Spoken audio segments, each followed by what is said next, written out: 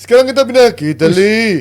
Beberapa hari yang lalu karena ketutup timnas kita jadi sedikit melupakan kemenangan Inter Milan di Supercoppa Italia.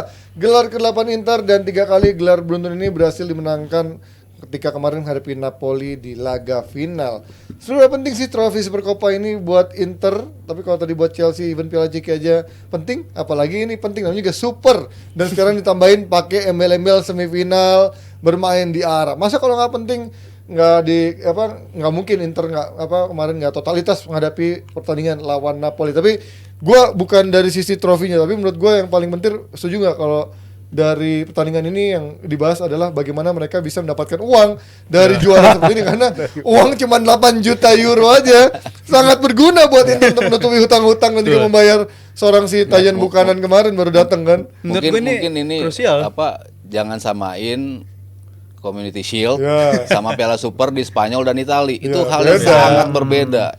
Kultur Itali, kultur Spanyol menganggap ini itu penting banget. Piala Super beda. Dan ini menjadi penting ya, kita hadiahnya mungkin kalau dikatakan gede banget apa enggak, mungkin nggak gede-gede banget lah. Tapi bagi Inter kan emang tim yang selalu dihantui sama info-info soal masalah finansial, masalah ekonomi ini jadi krusial banget. Dan kalau soal faktor juara apa penting apa bagi Inter apa enggak, menurut gue ya penting-penting aja, karena kalaupun bola belum ditendang sekalipun di awal musim gue udah menjagokan emang si Inzaghi ini emang jago banget kalau di cup seperti ini. Soalnya kemarin ya lawan Copa kepleset lawan Bologna doang. Sempet hilang. Tapi kan ini juga sekaligus juara, mereka status juara bertahan sekarang juara lagi, ini menunjukkan emang si Simone Inzaghi ini beberapa kali gue nonton di musim ini pun beberapa kali dia mainnya nggak bagus, nggak ada bagus-bagusnya ketika mereka lolos. Tapi somehow mereka selalu nemuin cara buat menang, itu yang jauh lebih penting bagi Simone Inzaghi di cup seperti ini. Dan ini menunjukkan konsistensi dia, emang levelnya emang bagus banget di sini. Dan bukan cuma di Inter doang, sebelum dia di Inter pun di tim sebelumnya juga pernah ngasilin gelar di cup ini juga kan. Ini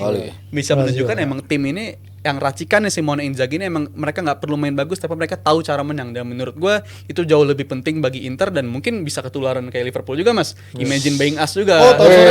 Tapi Inter mainnya bagus di Supercoppa ini sama di Coppa Italia kemarin mainnya bagus semua. Kemarin mainnya oke, tapi kan di fase-fase awal dan di Liga pun mereka juga masih mepet banget sih Juventusnya. Jadi menurut gue ini bisa jadi kickstart yang bagus bagi Simone Inzaghi. Jadi moral suntikan booster tambahan lagi untuk berjuang sampai akhir. Bukan gak mungkin Champions League mereka bisa melangkah jauh lagi di musim ini. Menurut gue mereka tetap punya peluang. Jadi menurut gue ini akan jadi tergantung lagi. Benfica, siapalah itu menguntungkan. Jadi that's why gue bilang Milan. Untuk musim ini mereka punya potensi untuk mengulang hal yang sama atau bahkan redeem themselves untuk membayar kesalahan di musim lalu. Mungkin juaranya di tahun ini bisa. Semoga Lazio, Milan ada yang sama gitu kan. Lazio kan juga lolos. Siapa? PSV, Arsenal boleh dah beri Arsenal lah. Tapi kalau ngomongin soal Inzaghi ini kan sudah tahun keempat ya, sudah ya memasuki tahun keempat, 3 tahun di Inter, belum ada satupun trofi bergengsi menurut gua layaknya Inter, yaitu Scudetto dan juga ya UCL mungkin masih jauh untuk diomongin, tapi untuk Scudetto ini yang harusnya mungkin akan menjadi bahan review buat Inter dan juga buat Inzaghi ketika Scudetto lepas. Menurut lo prioritas tahun ini apakah memang mereka masih akan mengejar UCL seperti kayak kemarin sambil yang lihat di depan mata, atau memang dengan sekarang berada di posisi Juventus sangat mepet gitu kan, hanya beda 2 poin, skuadnya juga menurut gua nggak mewah-mewah amat, ya mereka cannot afford to lose di Serie A lagi. Ya, Serie A kayaknya Juve ya. Kasian. Narucan. Gue bayar, sorry nggak jadi, ada anjir di sana.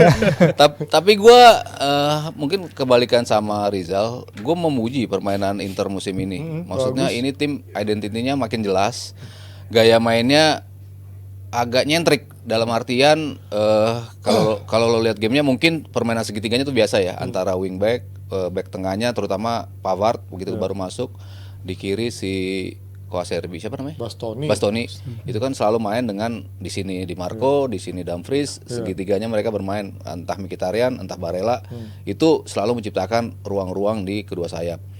Tapi gaya main yang agak aneh yang gue lihat itu berapa kali dia main tuh numpuk pemain tuh di salah satu sisi, overload gitu. Tipenya seperti itu, tapi untuk ngebuka justru ruang di sana. Switch-nya juga cukup bagus, bola-bola dari Barella, bola dari Calhanoglu, dari Mkhitaryan. Itu jadi dia punya identitas gimana gue cara nyerang. Dan ditambah lagi semua pemain yang dia beli bisa langsung running langsung si Thuram, oke. si Pavard tadi gue bilang. Rotasi dari sub selalu berguna Rotasi juga. Ya oke juga lah. Tapi ya 2 orang itu ya mungkin yang langsung bisa nunjukin kelasnya, langsung bisa mampu sejajar dengan pemain-pemain yang lain. Sommer sih Mas, gila sih Mas. Sommer ya salah satunya. Gila nih. Still deal. Di Lebih belakangnya. mahal daripada Onana harusnya ini. 6 tahun anjir. Ya, jadi dari sisi permainan ya gue rasa nih tim ini akan menyulitkan tim manapun di Champions League pun. Gue rasa peluang mereka cukup gede Ji. Dengan gaya permainan seperti ini ya, maksudnya ketika pemain-pemain ini lo aman, maksudnya nggak terlalu banyak yang cedera, oke, tim ini bisa ngelawan lah tim-tim yang lo sebutin tadi. Bahkan tim-tim gede gue rasa nggak akan mudah juga ngelawan Inter karena transition mereka juga luar biasa. Kecepatan mereka untuk bisa masuk ke dalam kotak penalti lawan dengan Thuramnya larinya seperti gitu. Lautaro juga ya, walaupun kadang-kadang nggak eksekusinya nggak oke gitu. Kalau Lazio tuh buset peluangnya banyak banget. Tapi kan dia menghadirkan peluang terus yang ngebuat lawan tuh sesak napas gitu loh untuk menerima serangan-serangan dari mereka. Jadi gue selalu lihat positif Inter lah di musim ini. Nah tapi kan gue mungkin karena gue sering nonton Inter gitu ya, dan orang juga sering bilang Serie A itu tarafnya sekarang udah menurun banget, termasuk Ciel ini yang kemarin bilang sendiri level-level tim atas Inter Serie A udah kayak selevel West Ham. Apakah memang Inter yang sekarang ya nyata ketika dia dom Eropa sebenarnya biasa-biasa aja, Fir, karena gue juga belum melihat nih tolak ukurnya ketika mungkin besok dia ketemu Atletico Madrid baru akan kelihatan nih levelnya gimana sih ketika lawan tim Eropa yang levelnya memang ada di atas-atas juga gitu. Iya, kalau kita udah ngomongin knockout football sebenarnya Inzaghi udah master ya, udah jago ya. Jadi kalau kita ngomongin udah masuk ke babak 16 besar dan setelahnya di Liga Champions, pengalaman Inzaghi dan pengalaman timnya musim lalu pasti akan sangat berpengaruh. Yang menangnya juga gak gampang kemarin. Sulit. City menangnya Iya, di kita ngarapin kita jagoin City oke. Tapi kan kita ngarapin bisa lebih dari itu. Ternyata Inzaghi punya aja cara untuk menangani itu. Yaitu tadi udah dibilang ya 5 gelar Super Copa, udah ngelewatin Capello sama ngelewatin Arrigo Sacchi. Nama-nama yang kayaknya nggak kebayang gitu bakal kelewat sama seorang Simone Inzaghi. Pas main biasa aja. Yang pas main jauh ketinggalan sama adek, sama kakaknya ya. Malah kakaknya sekarang jadi pelatih kalah sama adek. Iya, malah kalah jauh banget. Tapi ujian berat nih ya lawan Fiorentina kan nanti karena dengan tidak adanya Calhanoglu dan Barella yang secara anehnya mereka menjalani scoring karena akumulasi kartu ketika di Super Copa. 2 turnamen yang sebenarnya nggak nyambung tapi kebawa. Fratesi sama Aslani baru 2 kali starter ya, walaupun Panji tadi bilang emang datang dari bench bagus tapi 18 penampilan Fratesi Sensi balik lagi Ji. Ya, pakai masker aja kalau gitu ya. Kemarin di Monza lumayan. Cuman dia kan mau dipinjemin katanya, nggak jelas sih. Bastoni juga masih cedera, belum pulih benar ya. Dan dia katanya emang semua udah dipersiapkan nih Inzaghi. Kalau Corriere dello Sport, La Gazzetta semua udah ngomong, semua akan diperhitungkan Inzaghi dengan menatap laga derby d'Italia. Pada tanggal 5 Februari. Juve yang bukan Juve yang dulu, Juve yang bukan hanya menang 1-0 lagi, bukan hanya tapi menang 4-0, 3-0. Frosinone kemarin juga pesta gol lagi. Suatu proposition yang sangat berbeda, dan ini adalah akan menimbulkan pertanyaan terhadap ketangguhan tim ini. Ketangguhan Lautaro yang udah mencetak 21 gol walaupun katanya pembicaraan kontrak masih molor-molor. Sekarang beberapa section media di Itali bahkan udah bilang, aduh Lautaro apa jangan-jangan kayak Skriniar lagi nih bisa pergi. Iya, karena nunggu-nunggu karena dia agennya tahu Lautaro lagi bagus-bagusnya, lagi dibutuh-butuhkannya seberapa tinggi Inter bisa nawar. Jadi ini yang akan jadi pertanyaan terhadap inilah kestabilan Inter untuk paruh kedua musim ini. Tapi kalau Inter sampai akhir musim, gue sih cukup optimis ya untuk tahun ini emang kayaknya milik Inter ya. Fakta kalau mereka ini sangat-sangat subur, abis itu jumlah kebobolan juga mereka paling minim juga di Serie A. Dan itu tadi walaupun lagi cedera, Bastoni ini di awal musim menurut gue pemain paling stand out. Selain partnership di depan itu bener-bener kayak mainnya sinkron banget itu di antara si Thuram dan juga si Lautaro. Tapi kalau untuk Bastoni, Marco singgung habis pikir orang tuh pemain underrated banget. Crossingnya gila itu, mematikan banget. Tapi kalau untuk Bastoni yang menariknya musim ini justru dia udah melebihi jumlah created chance musim-musim sebelumnya. Bayangin seorang back ini bertengger namanya di salah satu nama paling atas dalam segi urusan created chance.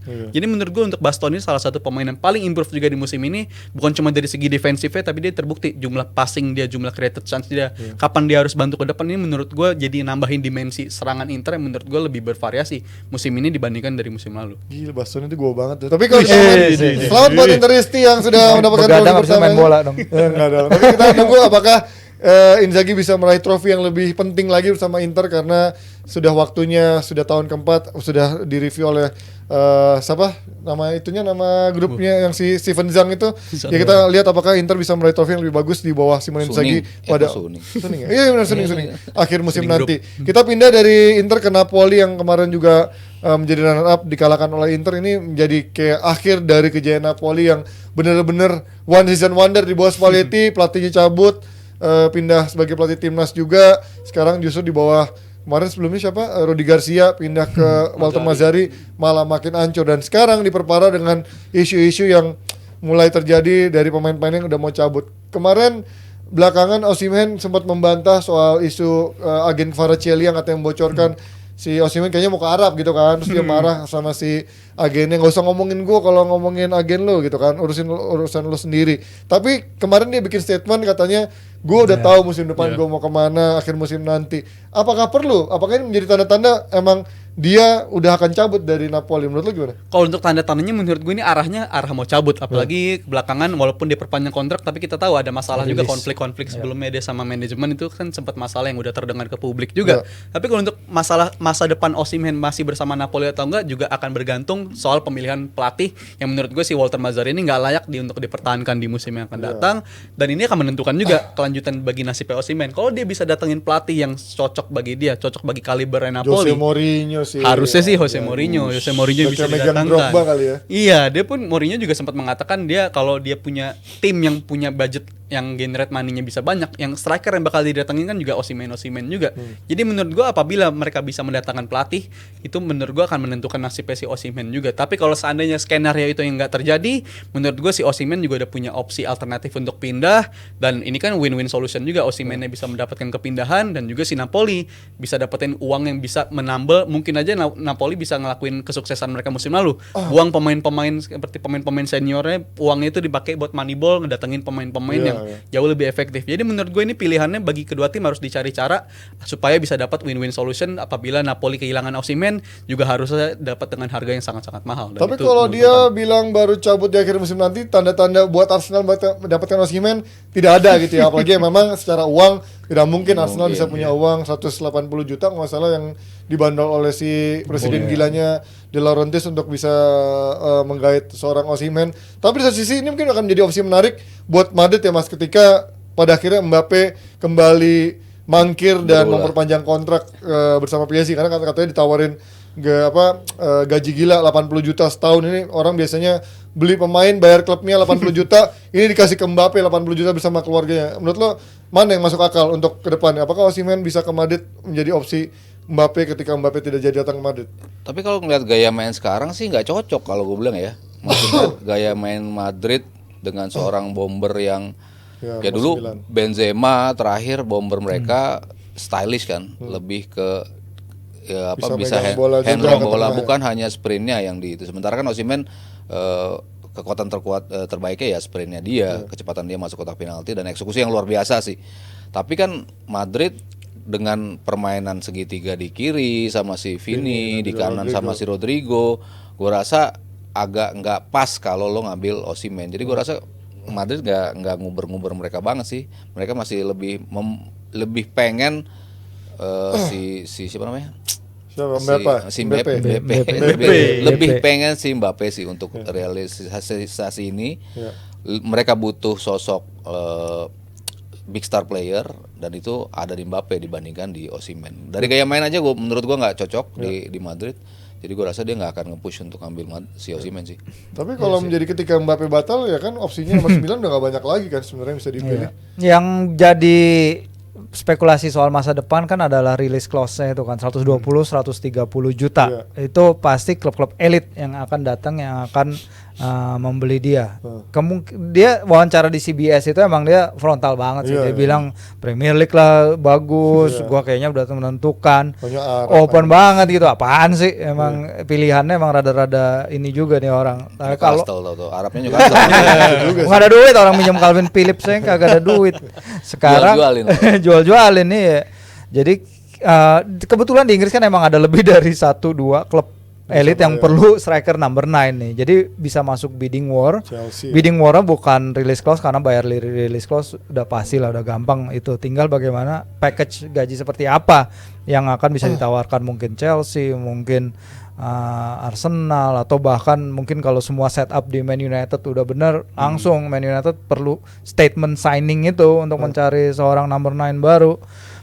Bisa aja itu, dan dia pasti akan bebas memilih klub barunya ya. Dia dengan modal dia 26 gol di Serie A musim lalu, dia punya dia dalam posisi tinggi untuk milih, aduh mau main di mana, kita lihat aja nih. Pasti banyak yang ngejar gue, dia bilang gitu. Kita nanti nasib Osimhen, apakah memang menunggu akhir musim seperti apa hints-nya dia, atau justru di akhir musim bukan ke tim-tim besar tapi ke Arab justru yang memang membuat orang ujung-ujungnya duit juga kan. Nah, ini ada satu kabar lagi soal striker Juventus yang sudah kalah saing sama pemain muda dan juga pemain tua. Di sana ada Milik, ada Vlahovic, dan juga ada sekarang wonderkid baru Kenan Yildiz, yaitu Moiskin yang kemungkinan akan dipinjam sama Atletico Madrid sampai akhir musim. Tapi nggak penting-penting banget bahas dia ya, Moiskin. Gue lebih tertarik ngomongin soal tim-tim Spanyol dari Copa del Rey, di mana ada Barcelona yang kemarin kalah dari Athletic Bilbao. Ini semakin mempersudut seorang Xavi Hernandez, Mas Aryo. Gimana nih? Sambil semakin menyudutkan. Iya, mempersudut lagi. Disudut. Tapi gimana nih, ditambah kemarin Lamine Yamal yang juga katanya harusnya starter kemarin juga buang banyak peluang juga. Iya, starter juga kan kemarin. Iya, dan ya itu maksudnya peluangnya nyata yang harusnya dia bisa nyetak gol, nggak nyetak gol.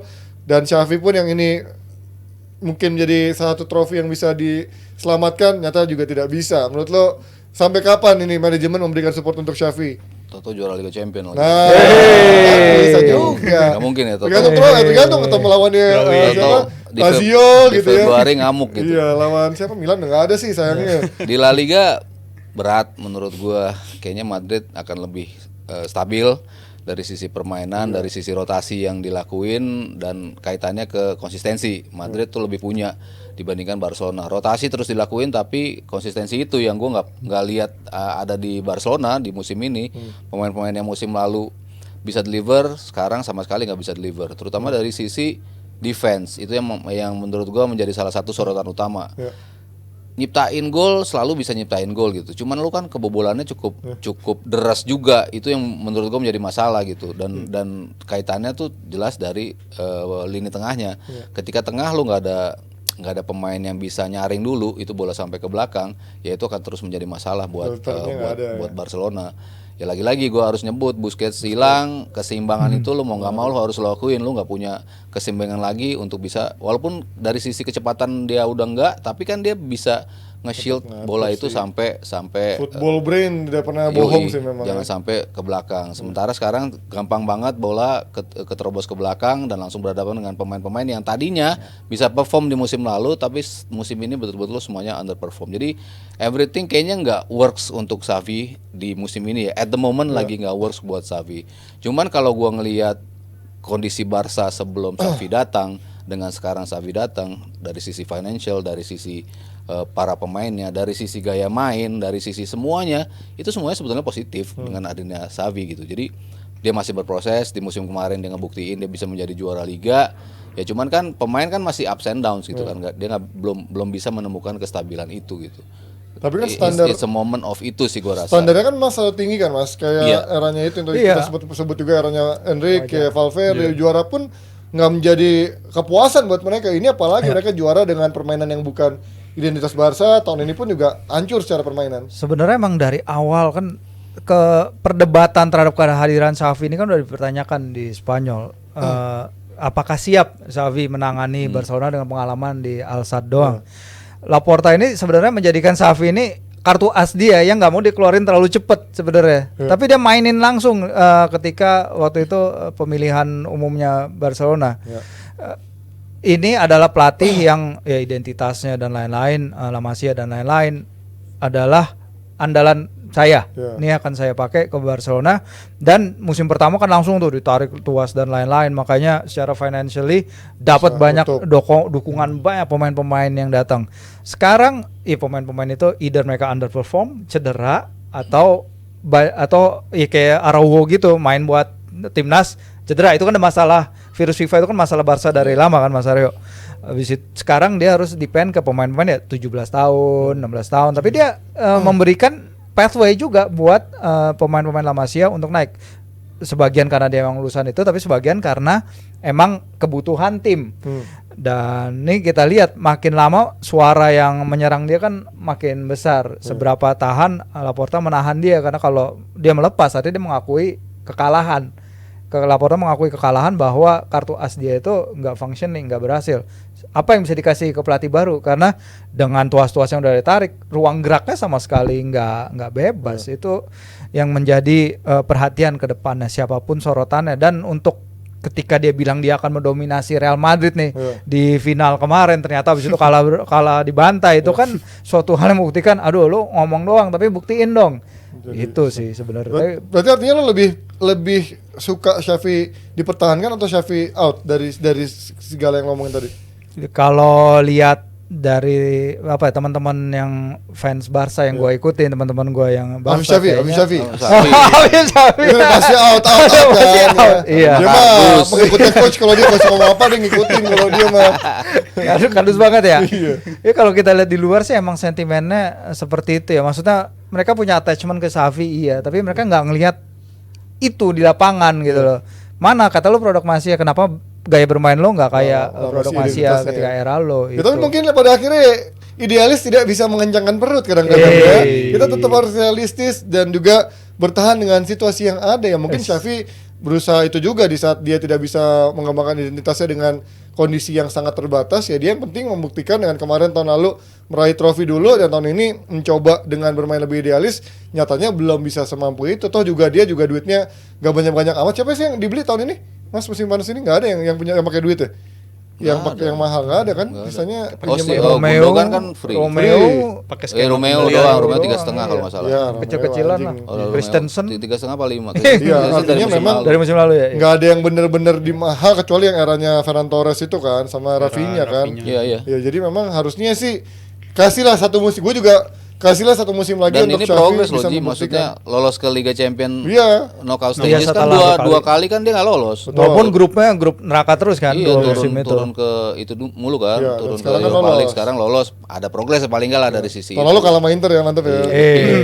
Sama MU juga kalah. Di Europa League ya. Europa League.